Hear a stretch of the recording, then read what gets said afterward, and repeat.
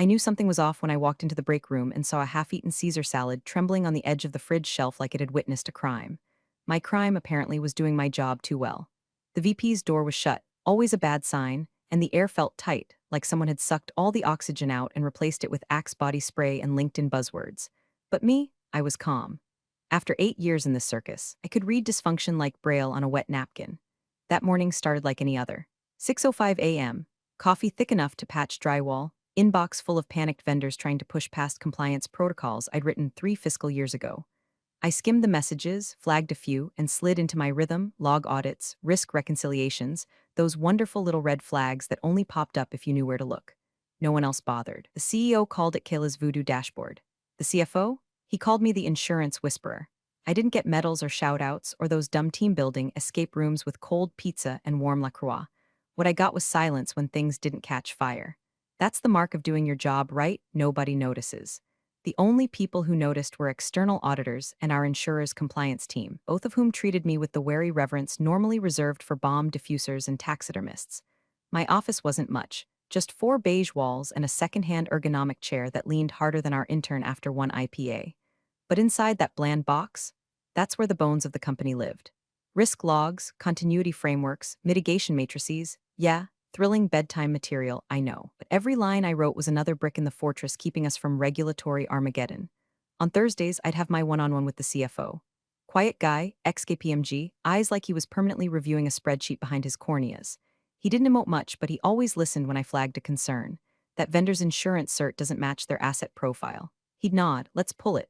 That was the rhythm, catch, confirm, correct. No flash, no drama, just the sound of a well-oiled system not failing. It wasn't glamorous, but it was mine. And if you've made it this far, do me a favor, smash that like button and hit subscribe. Yeah, I know, everyone says that, but seriously, it helps the team keep doing what we do. Keeps these stories coming. Plus, it lets me pretend people actually care about risk officers. Anyway, my role was buried deep in the structure of the firm, not flashy, but fundamental. It had something called a named officer clause, a dusty little designation buried in the operational charter, older than the espresso machine and more powerful than anyone realized. The kind of thing you don't mess with unless you enjoy setting off landmines with your face. I'd signed that designation 5 years ago. The CFO knew it. Legal knew it. Hell, even the janitor probably knew it after fixing my lockbox drawer 3 times. Every morning, I ran continuity checks on our vendor matrix, scanned for expired contracts, updated the risk register, flagged anomalies, like that time a vendor uploaded a fake ISO cert with Comic Sans in the footer. Rookie move. I shredded it in 5 minutes flat. Still, no praise, just more silence. Maybe a grunt from the CFO when I saved us from a 6-figure fine. Maybe a nod from legal when I preempted a GDPR violation by 3 weeks. That was my kingdom, one where the only throne was an HR-approved office chair, and the crown was a lanyard with 3 ID badges and a panic button. But I was proud of it. I kept the place running while others played office politics and posted Slack memes about hustle culture. My work wasn't decorative. It was defensive architecture. And while the frat boys with MBAs paraded around barking about growth hacks, I was the one patching the legal duct tape on their broken initiatives. I knew how many contracts we were tied into that had risk clauses with landmine language. I knew which vendors were 2 missed invoices away from triggering breach. I knew our insurance policy better than the broker who sold it. And I knew, deep in my bones, that none of them had a clue how fragile their little empire was. Still, I kept my head down, did the work, smiled when someone stole my printer paper, and acted like I should thank them for reducing inventory. Until the day the new VP arrived. But we're not there yet. Not quite. That morning, I caught a glance of myself in the mirrored panel by the elevator. Blazer buttoned, hair tied back. Eyes a little tired, maybe, but steady. I looked like someone you wouldn't notice unless the fire alarm went off and I was the only one who knew the code to shut it down. And let me tell you something, the alarm was about to go off. His name was Trent. Of course it was. Showed up on a Monday wearing a watch that probably cost more than my car and cologne that could kill a cat at 50 feet. First words out of his mouth weren't hi or nice to meet you, nope. It was, wow, it's like walking into a filing cabinet in here. He said it loud, too, so everyone in the open office could hear, laughing like he'd just cured cancer with that zinger. Trent wasn't hired. He was installed like malware. The founder had stepped back, some health issue involving boats and a new wife named Skylar, and suddenly here comes this VP of operational velocity. That's what his badge said, not risk, not compliance, not even operations. No velocity, like he was here to slam the pedal to the floor and drive the company straight into a tree, grinning the whole way. Nepotism? Probably. No one confirmed it, but Trent walked like the place owed him rent. I did some digging. His last job was strategic initiatives lead at a startup that folded faster than a cheap lawn chair. But he knew how to talk. Oh, did he know how to talk? Buzzwords like landmines scattered in every sentence. Synergy uplift. Risk tolerance curve. Let's ideate failure as a success state. I had to chew tums after every all hands. He strutted through his first week like he was auditioning for a reality show. Fired off Slack messages at 2 a.m. to prove he was grinding. Scheduled 5 meetings about meetings. Reorganized 3 departments before HR could even finish printing his welcome banner. And then, inevitably, he found me. "You're Kayla, right?" he said one afternoon, strolling into my office without knocking like he was the damn fire marshal. "You're the risk lady, risk lady." Like I was handing out coupons at a casino. I nodded, "Manager of risk and continuity." He sat down in my chair, legs wide like he owned the carpet. "Cool, cool. So hey, I was going through the shared drive, holy data dump Batman. You write all that risk stuff? Those are our compliance frameworks, yes. Yeah, okay. So here's the deal, half of that is straight bureaucratic clutter. I mean, who even reads mitigation reports? No offense." I just stared at him, long enough for the silence to start sweating. "Look," he said, leaning forward like he was confiding some great secret, "we need to move faster. This insurance stuff, legalese jungle. We're not going to scale with a 10-pound binder of red flags." I opened my mouth, then closed it again. Because I knew exactly what he was. A fast-talking haircut with daddy's contacts and a startup-shaped ego. And I knew how this movie ends, usually with an audit and someone crying in a stairwell. But not me, not this time, so I smiled. Just enough to be polite. "Understood," I said, the most dangerous word in my vocabulary. That night I started backing up everything, not just the current logs, everything. Vendor contracts, incident reports, old risk matrices dating back to 2016. I pulled the named officer designation form from the operational charter and made 3 copies. One went into my fireproof box at home. One went to my sister in Colorado. The last, locked in a USB drive hidden inside a fake lipstick tube on my desk. Paranoid? Maybe. But when the ship starts creaking and the rats start dancing, you don't wait for the leak to hit your shoes. Over the next 2 weeks, Trent wormed his way into every team, rebranded our weekly status call as a velocity sync, told IT to sunset our ticketing system because it felt legacy, turned my continuity dashboard into a pie chart he called the chilometer, and worst of all, he held a town hall where he told the whole staff that compliance is a mindset, not a document. I bit my tongue so hard I tasted metal. The CFO gave me a look afterward, one of those hang in their glances you give a dog at the vet. He knew, but he wasn't going to step in. Not yet. I started keeping a private log. Dates, times, decisions Trent made that introduced risk, unqualified vendors onboarded without vetting, a deleted firewall report he called duplicate noise, a client contract signed with a missing indemnity clause because the language was too dense. Each one got a neat entry in my personal file, along with screenshots, timestamps, and a summary. Just in case. And the whispers started. People who used to nod when I walked past now looked down. Trent had momentum, and no one wanted to get run over. I became the old guard, the process blocker. I heard one of the new analysts call me Risk Grandma. Jokes on them, I was the only one who knew where the insurance policy was actually stored, and who was named in it. One afternoon, I caught Trent standing in the hallway outside my office, talking to HR. He didn't see me, he was smirking. Nodding, I didn't hear the words, but I felt them. My clock had started ticking. By week 4, I wasn't just invisible, I was being strategically erased. It started small. The kind of office politics that smells like air freshener and feels like a paper cut under your fingernail. One morning, I logged in and found that my team, what used to be the risk and continuity pod, was now listed under vendor optimization. No heads up, no memo, just gone. Moved under a guy named Derek who thought a firewall was something you built with bricks. I walked over to Trent's glass fishbowl of an office to ask what happened. He didn't even look up. Just sipped his green smoothie and muttered, "We're trying a new alignment structure. More agility." "Agility?" I said. "Your agility just assigned continuity tracking to a guy who once flagged an internal DNS check as malware." Trent smiled like I'd complimented his watch. "It's a learning opportunity." For who exactly? Meetings got worse. I used to be the quiet voice of reason, the one who asked the awkward questions that saved our asses when legal started sniffing. Now, I couldn't even get invited to the table. I'd find out decisions had been made after the fact, vendor selections, SLA changes, insurance coverage discussions, and only when someone accidentally forwarded the wrong calendar invite. The best one, a risk streamlined strategy session. My name wasn't on it, that one got me. I cornered Trent afterward. Was there a reason I wasn't looped into that discussion? He blinked at me like I'd asked why the sun rises. It was a brainstorming session. We didn't want to bog it down with documentation stuff. By documentation, you mean federal compliance and insurance continuity? He shrugged. Tomato, tomato. I started finding tasks on my desk that didn't even belong to my department. Vendor swag inventories, website copy reviews. He even forwarded me an email asking for input on our Earth Day social post, like I was suddenly the unpaid intern of moral optics.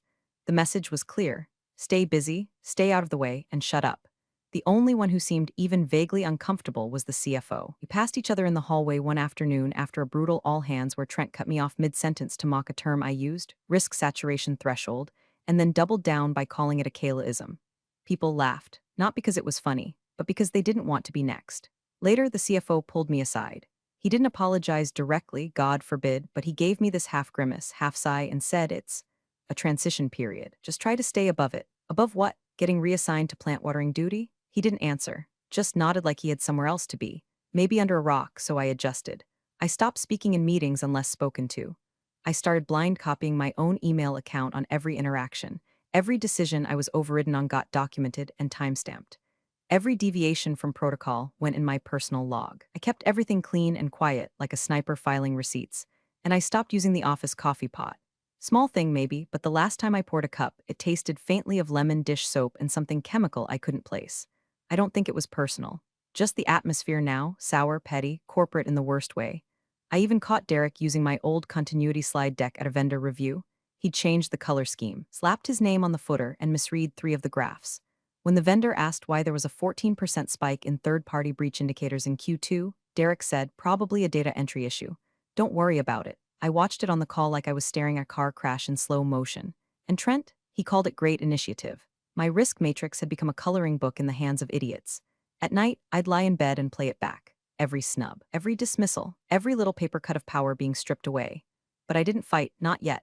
I made a decision instead. If I was going down, I wasn't going down messy. I was going down documented. I wanted every change, every risk introduced by Trent's velocity model, every step of my erasure preserved like an insect in amber. Because one day, maybe not soon, but someday, someone was going to ask what went wrong. And when they did, I'd hand them the keys to the whole damn autopsy. Until then, I smiled, I nodded. I watered the office plant Trent kept forgetting was fake. It was a Thursday. Of course it was. Thursdays were always the slow bleed of the week, just far enough from Monday's chaos and Friday's exhale to feel like a punishment.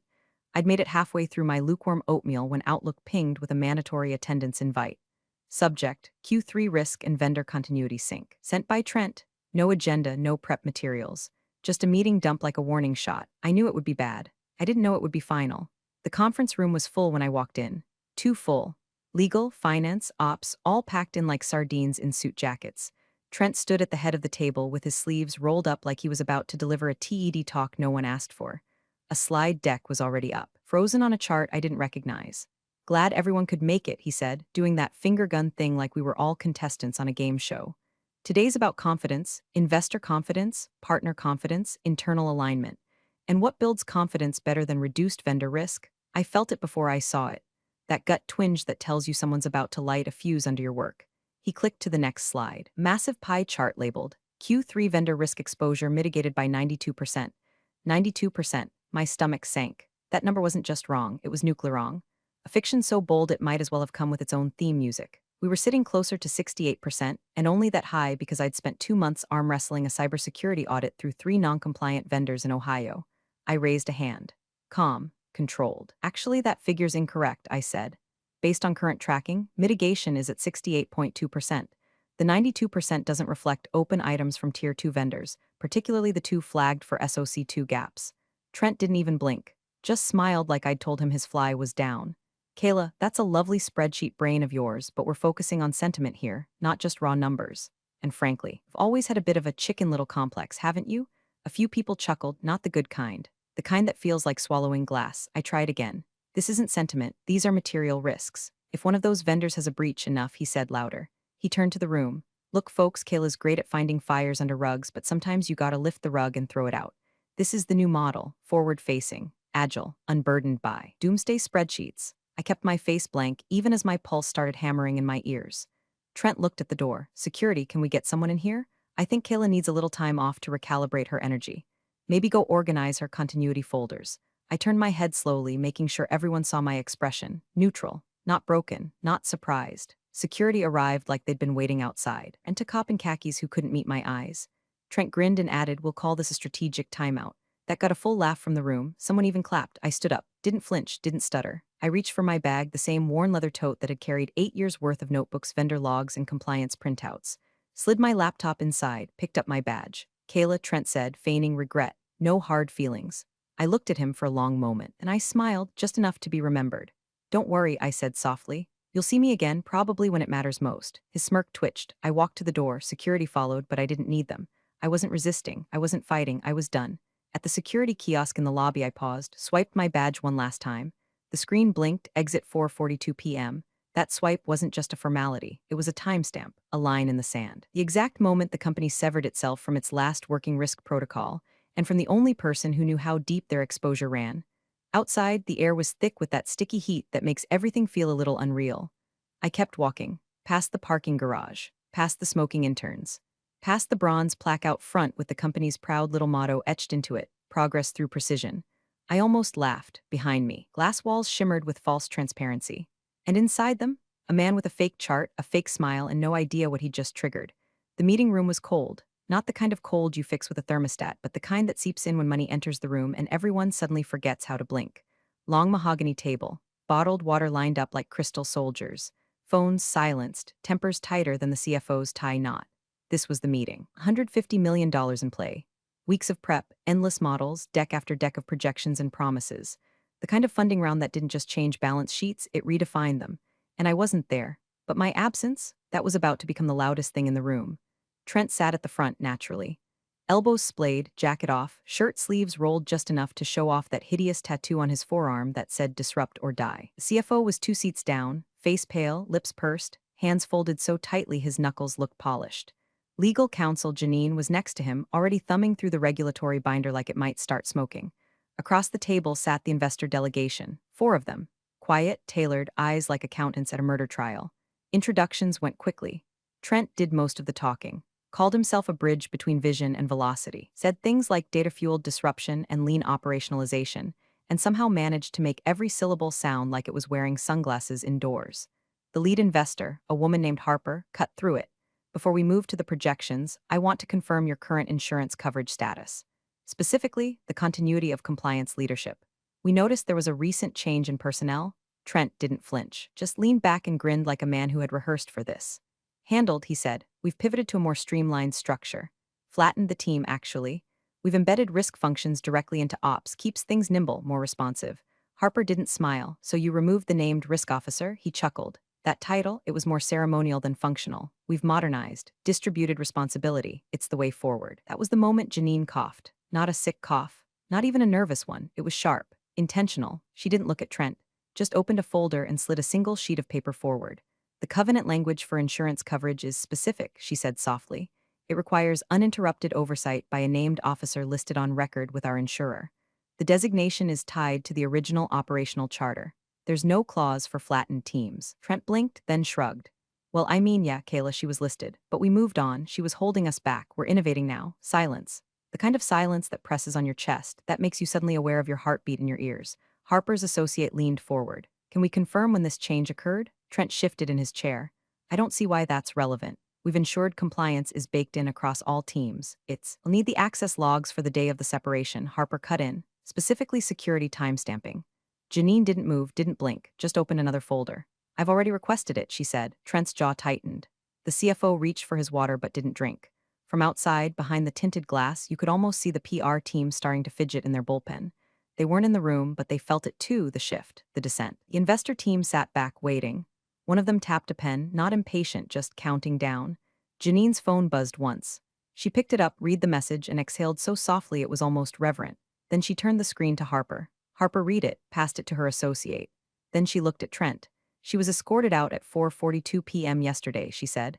Her badge swipe was logged as final clearance. That timestamp was recorded without an interim designation being filed. Trent blinked. Okay, but what does that mean in plain English? The CFO whispered something. Trent's grin faltered. Harper leaned forward. Calm, final. It means, she said, your insurance coverage was voided the moment you walked her out that door. And in that moment, every buzzword Trent had ever spoken collapsed into static. No one spoke. The silence in that boardroom was thick enough to chew. You could almost hear the air itself getting nervous. Janine hadn't moved since passing the phone. The investor team sat statue still, their eyes not on Trent anymore, but on the screen glowing softly in front of them. A lawyer, Harper's apparently, quietly cleared his throat and leaned toward the conference line console. I'm going to need the full access control log from your security vendor, he said. specifically, entries and exits from the compliance office between 8 a.m. and 6 p.m. yesterday. Also, a full printout of badge activity for Kayla Hensley. Please expedite. No one argued. No one said we'll have to check with IT. The CFO just nodded once, jerky, stiff, and tapped a quick message into his phone. Trent tried to recover.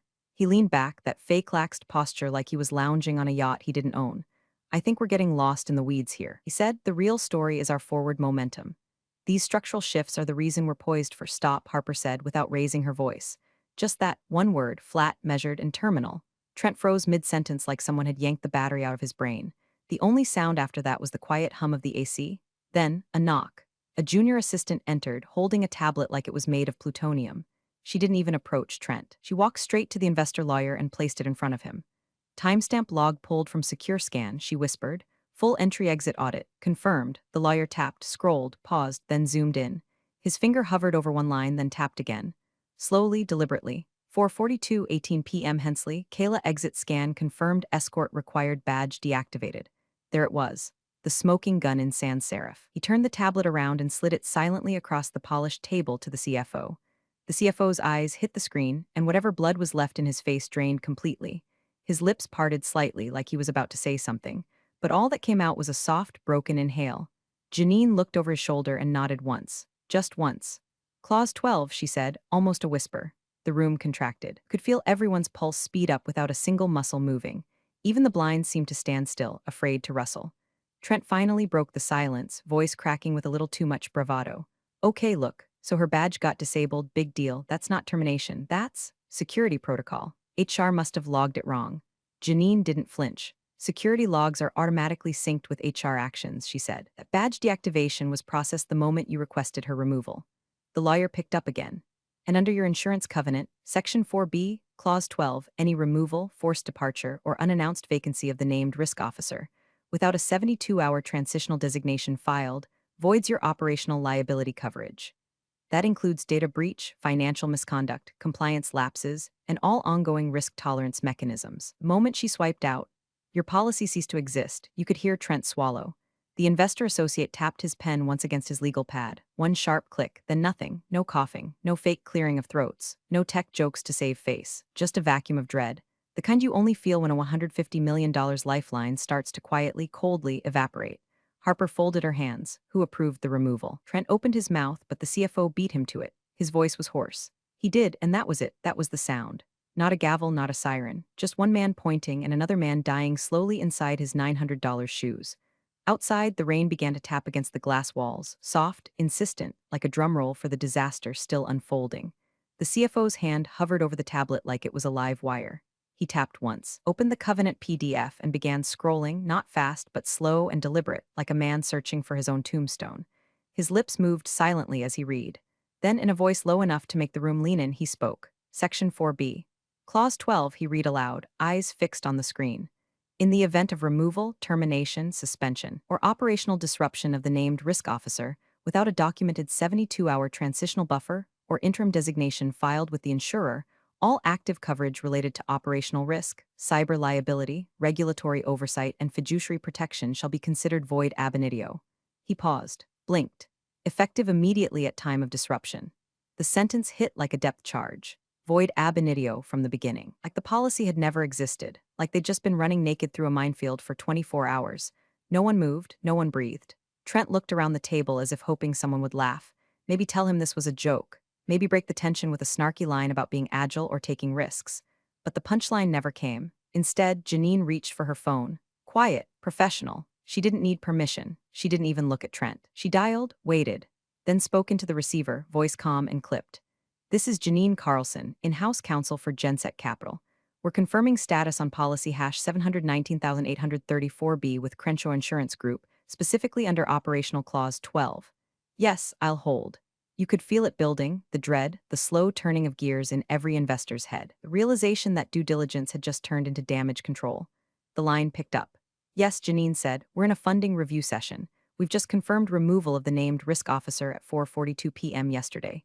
No interim filed. Can you confirm policy status? Pause. Longer pause. Then a tone shifted. Yes. Understood, Janine said. I'll notify the board. She hung up.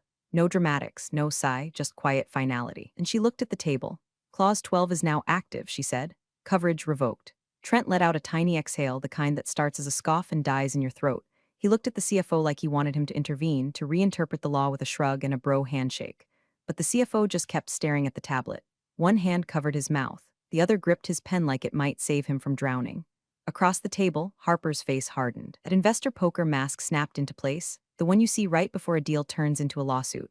We were under the impression, she said slowly, that operational risk was fully covered through this quarter. Trent opened his mouth, closed it, tried again. This doesn't change the fundamentals. Our product, our revenue trajectory, Harper cut him off with a look. A small shake of the head. The kind people give you right before they walk away forever. This changes everything, she said. Behind her, her associate had already closed his laptop. Another investor reached for his phone, not to take a call, to send one. Fast thumbs, urgent eyes. Janine leaned forward. We'll need to pause all movement on the funding agreement.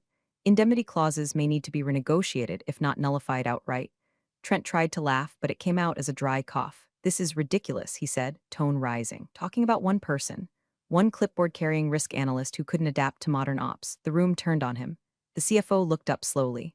That clipboard-carrying analyst held the only legally recognized designation for risk oversight. You stripped her title without filing a transition. You walked her out. You deactivated her badge. She was toxic, Trent snapped.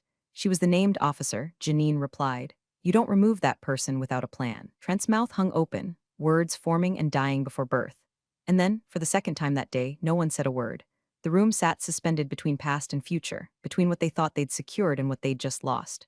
All because Trent didn't want to be corrected in a meeting. Outside, a siren wailed down the street. Inside, the only sound was Harper slowly zipping up her folio and pushing her chair back. The chairs scraped back one by one, each sound sharp as a slap. Harper stood first, folio in hand, giving no eye contact, no handshake, no performative thank you. Just a short nod to Janine, who returned it, and a clipped professional line. We'll need to reassess terms internally. Expect an updated position by end of week. Then the funding team filed out. No small talk, no lingering, just the scent of burned bridges and lemon sanitizer. As the door clicked shut behind them, air inside the boardroom turned dense. No movement, no breathing, just the hum of recessed lighting and the faint thump of someone's pulse in their neck. Trent broke the silence first with a scoff that landed like a drunk apology at a funeral. Well, he muttered, forcing a smile that looked like a bad Botox ad. That could have gone smoother. The CFO turned his head, slow, measured, and then he snapped, not loud, not explosive, worse, cold, controlled, lethal. Absolute goddamn idiot. Trent blinked. Excuse me, you think this is a stumble? The CFO hissed, voice low enough to make the table lean in. You voided the one clause in our insurance package that we cannot afford to breach. You paraded around calling compliance dead weight, and now the only thing we're ensuring is your exit. Trent raised his hands, defensive. Okay, hold on, there were 0 transition notes. Nobody told me she was that critical. She told you. Janine snapped, more than once. You ignored her, you mocked her. Come on, Trent said. Are we really going to pin this entire fiasco on me not playing nice with an analyst? She wasn't an analyst, the CFO barked. She was the named officer. Do you even understand what that means? Across the table, a board member finally looked up from his phone. Then another. A third tapped out a message, glanced at Trent, and shook his head slowly. Quiet thrum of real-time corporate disaster was unfolding in text threads, Slack channels, and off-the-record calls. Janine opened her laptop. We'll need to start immediate breach reporting to the insurer. That clause triggers exposure audit across all holdings. That includes vendor compliance, data integrity, even D&O coverage. If we don't get ahead of this, we're looking at public disclosure within the week. An internal counsel is going to eat this. CFO added, voice clipped. They've been warning us about this for years. We had the buffers, we had the coverage. You didn't just rip out a safety net, you pissed on it and set it on fire. Trent started to speak, but was cut short by the gentle ding of someone's phone. The CEO, he wasn't in the room, but his message came through to every device around that table. Just one line, sitting heavy in the group chat like a ticking grenade. Fix this, or step down. Silence, phones buzzed again. This time individual threads, private messages flying like shrapnel. One board member stood and stepped out. Another whispered to Janine. She nodded and began organizing documents, real documents, not PDFs and decks, but hard copy frameworks from the compliance vault. And Trent? He sat there blinking, finally realizing that the air around him wasn't discomfort, it was consensus. The CFO adjusted his glasses. I've got 30 minutes to draft a mitigation plan, he said. After that, I'm calling a special vote. And if I have to cast the tiebreaker, you won't, Janine said flatly. There won't be a tie. Trent finally stopped moving. No more finger tapping, no more fake smiles, just a man watching the fire he lit circle back around, slow and silent.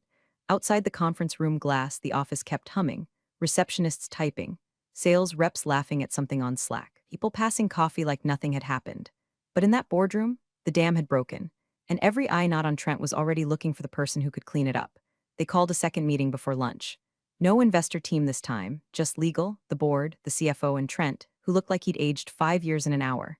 His shirt was still crisp, but the swagger had leaked out somewhere between Clause 12 and the CEO's group chat ultimatum. The conference table felt smaller now. Warmer, too, like the lights had dipped a few Kelvin just to make the sweating more dramatic. Outside the glass walls, people kept working like they had no idea the company's spine had been yanked out through its own PowerPoint. Janine entered last. She was holding a thick folder, the kind of folder you only bring when someone's job or reputation is about to be erased in triplicate. No one offered small talk. No coffee. Just a single nod from the CFO.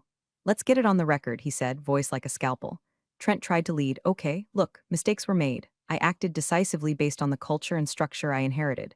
I didn't see sufficient documentation to justify the retention of an outdated role. Frankly, the risk office was redundant." "Stop," Janine said. She set the folder down, popped the clasps, and pulled out the oldest piece of paper in the entire company. The original operational charter. Actual paper. Yellowed edges, ink that looked like it had been signed during a power outage. She turned to a bookmark section, slid it across the table, and pointed to a line with one long, pale finger. It wasn't a scream. It wasn't a slam. It was worse. Just the flat, unemotional truth in size 10 font, named Officer Risk and Continuity. Appointed, Kayla M. Hensley. No interim filed. Trent stared at it like he was trying to manifest a typo. "Okay," he said slowly, "but that's symbolic. It doesn't mean she was mission critical. It means you weren't authorized to remove her without transitional protocol." Janine didn't raise her voice. She didn't have to. It was the stillness that did it, that terrifying, surgical calm that only lawyers and surgeons ever truly master. She turned to the CFO. No amendment was filed. No succession plan submitted. This designation tied her position directly to the insurance covenant and risk compliance with the SEC. The CFO looked down at the document like it had turned to stone. "She told me," he murmured. "I didn't listen." "She documented it," Janine added. "I found 3 memos, all flagged, all ignored." Trent leaned forward, desperate now. "She was deadweight. She created obstacles.